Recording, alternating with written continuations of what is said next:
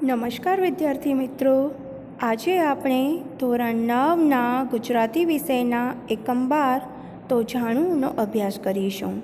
તો જાણું કાવ્યના કવિ સુરેશ દલાલ છે. કાવ્યનો પ્રકાર ઉર્મી ગીત છે. કાવ્યની સમજૂતી મેળવતા પહેલાં આપણે તેના કવિ સુરેશ દલાલનો પરિચય મેળવીશું, જે આ મુજબ છે. સુરેશ દલાલનું પૂરું નામ સુરેશ પુરુષોત્તમદાસ દલાલ છે. મહારાષ્ટ્રના થાણા જિલ્લામાં તેમનો જન્મ થયેલો. એકાંત, તારીખનું ઘર, નજરું લાગી, ઇટ્ટા કિટ્ટા, ધીંગા મસ્તી, ચલક ચલાણું, બિલ્લું, પગની હોડી, હાથ હલેશા, ટીંગા ટોળી એ તેમના મુખ્ય કાવ્ય સંગ્રહો છે. ગદ્ય કાવ્યોનો સંગ્રહ અસ્તિત્વ તેમણે આપ્યો છે. સમિધ, કવિનો શબ્દ, તપોવન, ઉપહાર, સહવાસ, વિથિકા વગેરે તેમના સંપાદનો છે. કાવ્યાયન અને કાવ્ય વિશ્વ એ બે તેમના નોંધપાત્ર સંચયો છે. કવિતા દ્વૈમાસિકનું સંપાદન તેમણે યશસ્વી રીતે કર્યું હતું. તેઓ રણજીતરામ સુવર્ણચંદ્રક અને સાહિત્ય અકાદમી દિલ્હીના પુરસ્કારથી સન્માનિત થયા હતા. કાવ્યની વાત કરીએ તો કૃષ્ણ પ્રેમને વ્યક્ત કરતી આ રચના છે.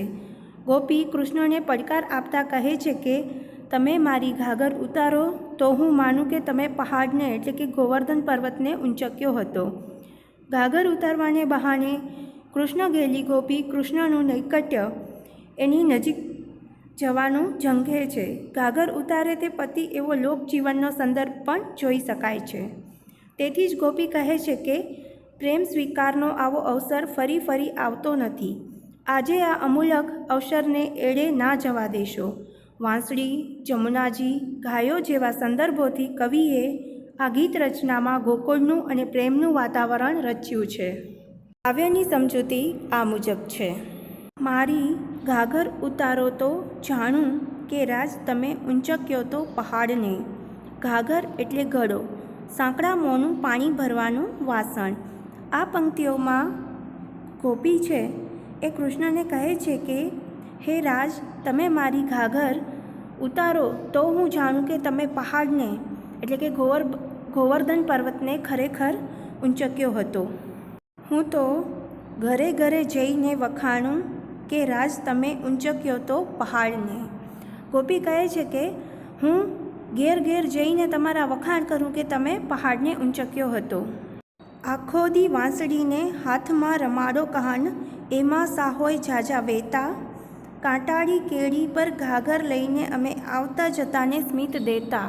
વાંસળી એટલે બંસરી, વેતા એટલે ભલીવાર ડહાપણ કે આવડત, કેળી એટલે સાંકડો પગરસ્તો.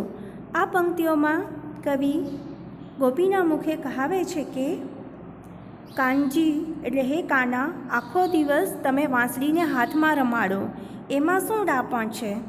અમે તો કાંટાળી કેળી પર ઘાઘર લઈને આવીએ જઈએ અને સ્મિત આપીએ છીએ, ખુશ રહીએ છીએ. હું તો વહેતી જમુનાને અહીં આણું, મારી ઘાઘર ઉતારો તો જાણું કે રાજ તમે ઊંચક્યો તો પહાડને. આણું એટલે કે લાવું. આ પંક્તિઓમાં ગોપી કહે છે કે હું તો વહેતી જમુનાને એટલે જમુના નદીના પાણીને અહીં લાવું છું. રાજ તમે મારી ઘાઘર ઉતારો તો હું જાણું કે તમે પહાડને ઊંચક્યો હતો. ડચકારા દઈ દઈને ગાયો ચરાવીને છાયમહી ખાઈ લેવો પોરો. ચપટીમાં આવું તો કામ કરી નાખે અહીં નાનકડો ગોકુળનો છોરો. ડચકારા એટલે ડચ એવો અવાજ, ગાય અને બળદ કે બીજા કોઈ પણ પશુઓને હાંકતા કરાતો અવાજ. પોરું લેવું એટલે આરામ કરવો. ચપટીમાં કામ કરવું એટલે સહેલાઈથી કામ કરવું. છોરો એટલે છોકરો એ તળપદો શબ્દ છે. આ પંક્તિઓમાં ગોપી શ્રી કૃષ્ણને કહે છે કે તમે ડચકારા દઈને ગાયો ચરાવો છો અને છાયામાં પોરો ખાઈ લ્યો છો. આવું કામ તો અહીં ગોકુળનો નાનકડો છોકરો પણ ચપટીમાં કરી નાખે.